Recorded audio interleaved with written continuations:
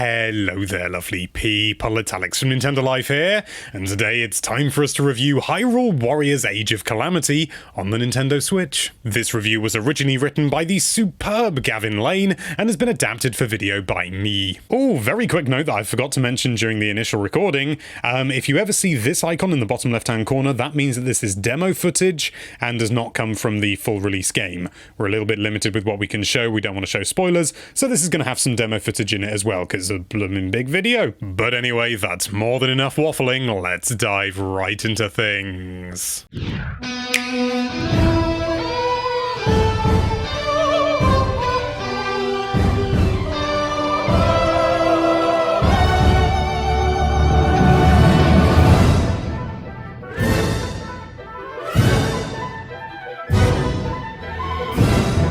You know the Gerudo Valley theme from Ocarina of Time? It is what is currently known by the kids as a kick-ass tune, probably top 5 Zelda tracks, and one that's sure to get your blood pumping. Hyrule Warriors Age of Calamity is all Gerudo Valley, a rousing number that'll fire you up for the journey ahead. It's also a tad repetitive and just one part of the symphony of themes and flavors that make up a Zelda adventure. Age of Calamity very successfully co-opts many of the elements of The Legend of Zelda Breath of the Wild, and delivers a satisfying combat-focused spin-off with a whole bunch of content, but you'd probably be left wanting more. That's not to say that Koei Tecmo, in close partnership with Nintendo on this latest Zelda-flavored Warriors game, hasn't done its absolute best to blend the other themes of the series into the mix where it's appropriate. Hyrule Warriors Age of Calamity is positively dripping in references, adapted mechanics and systems, and its attachment to the kingdom and characters of a Hyrule that we're intimately familiar with is arguably its greatest strength. That intrinsic link, though, is a double-edged sword. As a prequel adventure to the celebrated Switch launch title, the developers invite direct comparison to one of the greatest video games ever made. Hyrule Warriors Age of Calamity is a markedly different divine beast, of course, and the fact that it captures so much of the game's spirit is pretty remarkable considering that this remains a hack-and-slash Dynasty Warriors / Musou title to the very core. The fact that there's no Zelda in the title of this one is no accident. The love 'em or hate 'em nature of the Musou series is tempered here by Nintendo's quote-unquote dressing, much like it was in past crossovers like Hyrule Warriors and Fire Emblem Warriors, although Breath of the Wild elements here are far more than skin deep. They blow life into the template and produce the most accessible entry point in the series that you're likely to see. Even Musou haters may find something to enjoy here, although if you've played the free demo and you weren't impressed, just move right along, this one just isn't for you. The map, menus and environments here are seemingly ripped directly from Breath of the Wild, and bring with them Nintendo's patented spit polish, perhaps most evident in the story. Told via skippable cutscenes at the start and end of each subchapter, the simple narrative is surprisingly effective. Plenty of familiar ground is covered, and we found the conclusion, which we wouldn't spoil even if we were allowed to, a little unsatisfying, but it did provide a better emotional framework for the combat than we initially expected. Seeing older characters in their younger days is certainly fun, but as we may have previously mentioned in our preview that wasn't a video, Link's silence stands out all the more against this chatty bunch. Certain characters do begin after a while to grate a little bit, and old King Rome could certainly do with some parental pointers. On the whole though, spending more time in the company of this motley crew and the 4 champions solidified our warm feelings for them. Impressions only vaguely formed in Breath of the Wild OG. Daruk is still great company, Rivali's a bit of a prick still, and the whole cast bounces off each other well in order to keep things peppy. You may well find yourself tempted to pick up that Champions Amiibo 4-pack after playing this one. Urbosa, we love her, she's just brilliant. One question that might crop up is whether you should play this before Breath of the Wild. The answer to that is a no. In fact, the answer to that is, what do you mean you haven't played Breath of the Wild yet? What are you doing with your life? Hyrule Warriors Age of Calamity relies on your affection for and attachment to the characters for its story to actually properly hit home, and in order to make all these endless trials and battles actually mean something. For anyone remotely interested in the characters, this timey-wimey prequel narrative is designed designed to be played afterwards. The basic combat here will be instantly familiar to anyone who's played a Warriors game in the past. Regular and strong attacks sit on the Y and X buttons respectively, and following up 2, 3, 4 or more regular strikes with a strong version results in a variety of combos. Each of the unlockable characters, some of which are rather unexpected, have their own unique attacks as well. You sprint, dodge and jump and all that stuff with the B button, and dispatching crowds of grunt enemies such as bokoblins, Lizalfos and the like builds up a meter which allows you to unleash a powerful and bespoke special attack when you whack that A button. So far, so muso. It's a system that works nicely once you get into the flow with your combatant of choice,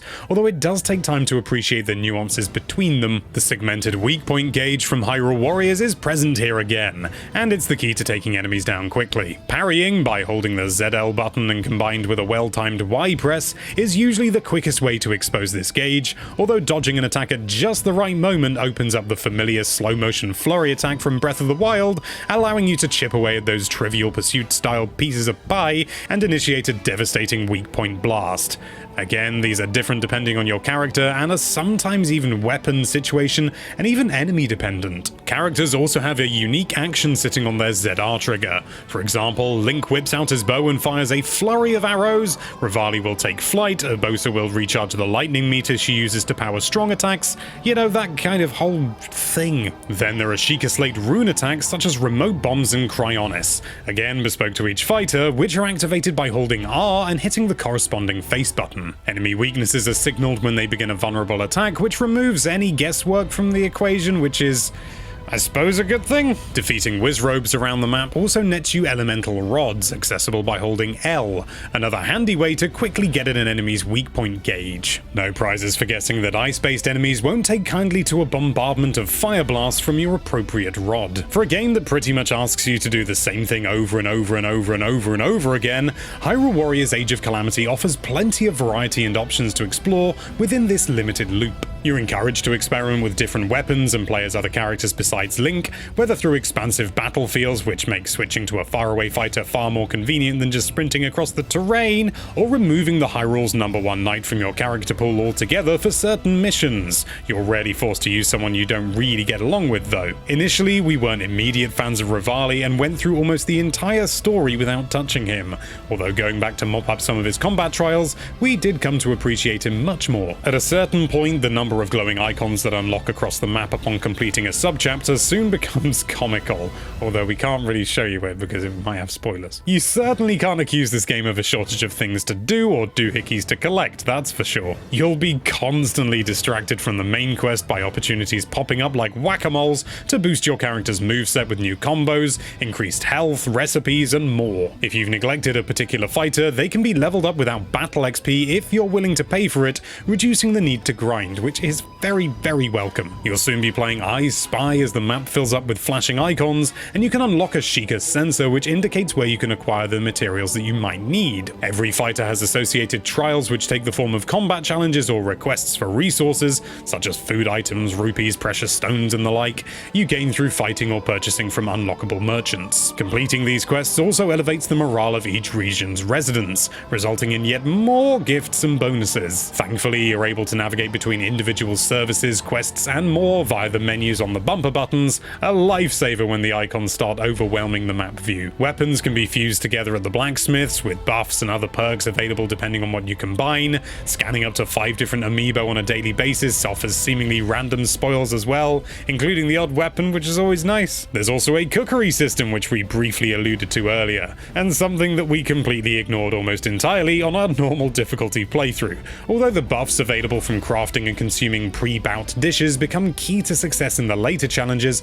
and on the 2 higher difficulty settings. And there's even more to do after the credits roll, of course. After completing the chapters and plowing through a ton of challenges and quests, we had around 25 hours on the game clock and a death mountain of things still to do. We're way past 30 now and there's still no bloomin' end in sight. No, you likely won't be hitting triple-figure hour content like many of us did with Breath of the Wild, but you'll get your money's worth from Hyrule Warriors Age of Calamity, even if all those challenges involve much more of the same of everything you've been doing previously. In fact, the game is generally at its weakest when Koei Tecmo attempts to broaden its gameplay palette. In various missions, you're given direct control of one of the 4 divine beasts, piloted by the champions, and unfortunately they're some of the least interesting sections of the game. After the super slick and rapid combat, plodding around in an ungainly, lumbering leviathan and blasting projectiles at hard-to-see foes, the smallest of which are actually rendered as tiny sprites that scatter like dust, it gets old very fast, routinely getting caught on terrain except when piloting Rivali's airborne beast of course, and wrestling unwieldy controls does not a good time make. We appreciate the intention of breaking up the regular combat with something different, but these shooter sections simply aren't fun enough and we came to rue the motion control calibration screen that signals their arrival. Some are definitely better than others, but we do wonder if they might have worked a little bit better if they were, I don't know, on rails or something. Performance-wise, the game is largely fit for the task, although no more than adequate. In fact, the opening Hyrule Field and rain-heavy Zora's Domain stages highlight some of the game's most problematic areas early on and don't really make a very good first impression. Urbosa's lightning bolt attacks cause headaches for the system as well as the grunts they connect with, and the camera can sometimes struggle to keep up with all the action on occasion. However, despite a bunch of dropped frames here and there, we encountered nothing that affected our enjoyment of the game. In the course of the review, we went back to Warriors Orochi 4 for a little Muso comparison, and that title certainly looks much sharper on Switch. Hyrule Warriors Age of Calamity is infinitely more ambitious with its art style and environments though. Visually, it's a far more interesting game. The image is softened in handheld mode, especially when there's a lot going on, but at no point did it have a negative impact on our own performance. Could the frame rate be better? Yes, it absolutely could, and your tolerance may well vary depending on what you're expecting from this game overall. Approach it from the Breath of the Wild angle, which is a game that certainly wasn't free of performance issues, and you'll be a much happier bunny with Hyrule Warriors Age of Calamity's 30 frames a second target. The best we can say is that we almost never thought about the frame rate whilst we were actually playing. There is one exception to that though, and that's two-player mode. Accessible at any time from the map screen, the screen gets fuzzier and the frame rate takes a huge dive. Heading into a crowded outpost and simultaneously unleashing special attacks grind things down to, seriously, single digits.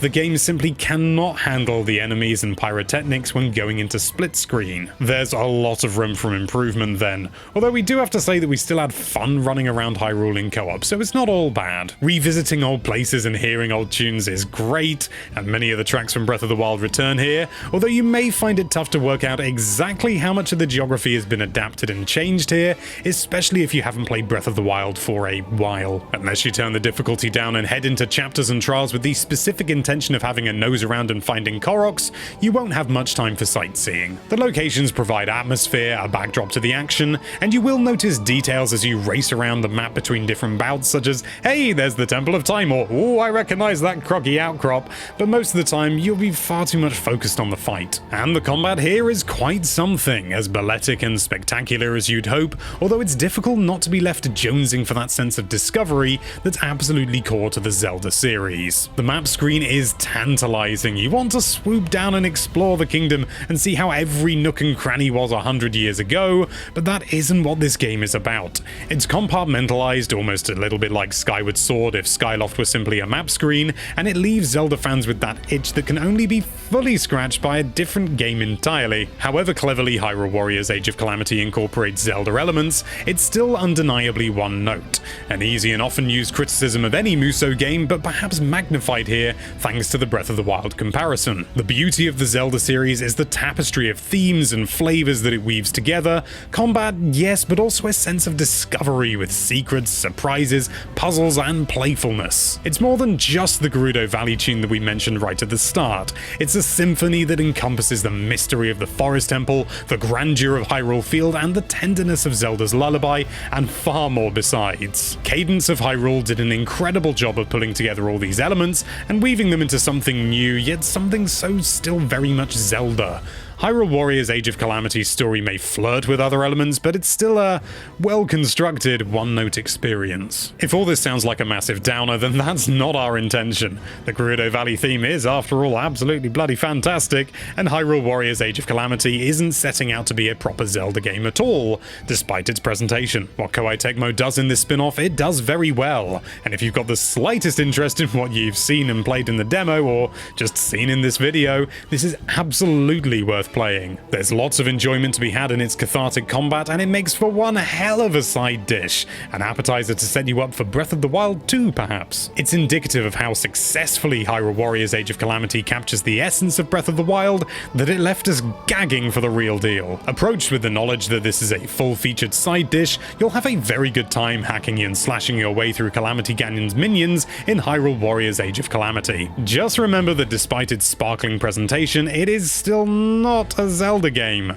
What it is a brilliant Zelda-infused Musou experience filled with varied and satisfying combat and Breath of the Wild additions that work beautifully within the boundaries of the standard template. The care and attention to detail given here is hugely impressive. We found performance to be adequate, and crucially, it didn't affect our enjoyment throughout. Just be prepared for a slideshow once the pyrotechnics start in 2-player co-op. In many ways, Hyrule Warriors Age of Calamity could be exactly the game you need right now. It offers a stopgap opportunity to revisit a world and characters that we absolutely adore. In a particularly calamitous year, Animal Crossing's calm and alternative life was all well and good for a time, but there's definite catharsis in grabbing the Master Sword, sprinting out there, and giving all the prowling nasties a sound thrashing. It's a story of old friends and enemies coming together to triumph over incredible adversity. Yep, we'll take one of those now, please.